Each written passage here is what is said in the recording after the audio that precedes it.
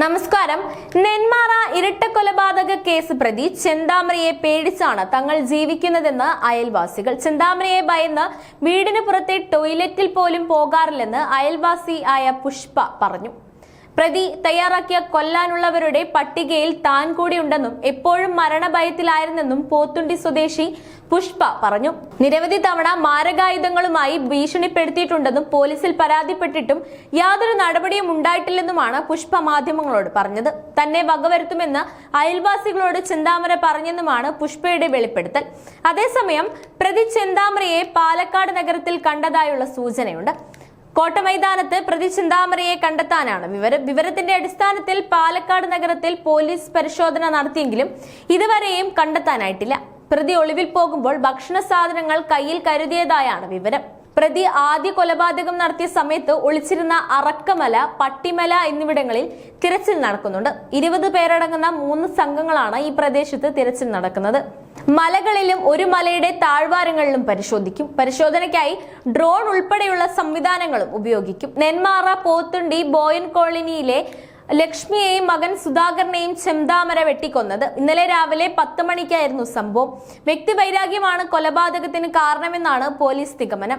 മരിച്ച സുധാകരന്റെ ഭാര്യ സജിതയെ 2019 പ്രതി വെട്ടിക്കൊലപ്പെടുത്തുകയായിരുന്നു. കേസിൽ പിടിയിലായതിനു ശേഷം ജയിലിൽ കഴിയുകയായിരുന്നു ചെന്താമര. വിചാരണ നടപടികൾ പുരോഗമിക്കവേ 2 മാസം മുമ്പാണ് ഇയാൾ ജാമ്യത്തിൽ ഇറങ്ങിയത്.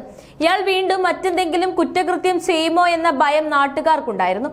ഇതേ തുടർന്ന് നാട്ടുകാർ ഡിസംബർ 29 നെന്മാറ പോലീസിൽ പരാതി നൽകിയിരുന്നു. എന്നിട്ടും പോലീസ് ഒരു നടപടിയും സ്വീകരിച്ചില്ലെന്ന് നാട്ടുകാർ പറയുന്നു. ഭാര്യ പിണങ്ങിപ്പോയതിന് കാരണം അയൽവാസികളാണെന്നാണ് പ്രതി ചെന്താമര വിശ്വസിച്ചിരുന്നത്. കടുത്ത അന്ധവിശ്വാസിയായ ചെന്താമര തന്റെ ഭാര്യയും മക്കളും അകന്നു കഴിയുന്നതിന് കാരണം കൊല്ലപ്പെട്ട സുധാകരനും കുടുംബവുമാണെന്നാണ് വിശ്വസിച്ചിരുന്നത്. ചെന്താമര കൊലപ്പെടുത്തിയ സജിതയും കുടുംബവും ദുർമന്ത്രവാദം നടത്തിയെന്നതാണ് ഉറപ്പിച്ചിരുന്നത്.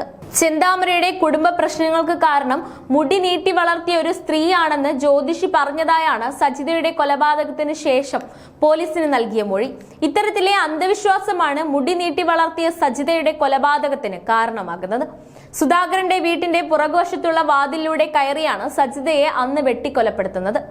തന്റെ ഭാര്യയും മക്കളും അകന്നു കഴിയാൻ കാരണം നീണ്ട മുടിയുള്ള സ്ത്രീയാണെന്ന് ഏതോ ജ്യോത്സ്യൻ പറഞ്ഞതായി 5 വർഷം മുമ്പ് ഇയാൾ പോലീസിനോട് പറഞ്ഞിരുന്നു.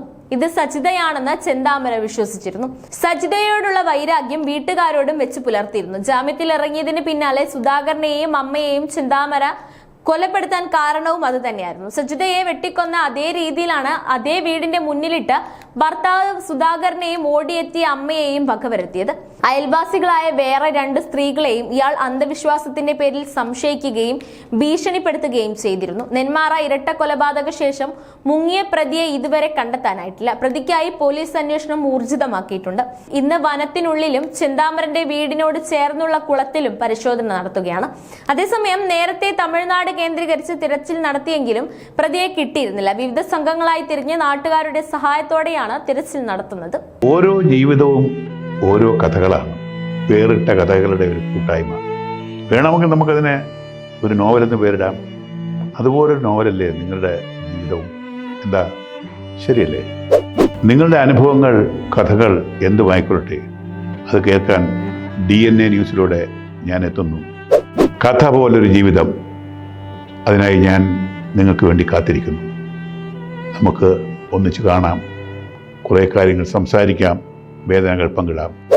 നിങ്ങളുടെ വിഷയങ്ങൾ, അനുഭവങ്ങൾ അത് ഞങ്ങളെ അറിയിക്കേണ്ട വിലാസം താഴെ കൊടുക്കുന്നു.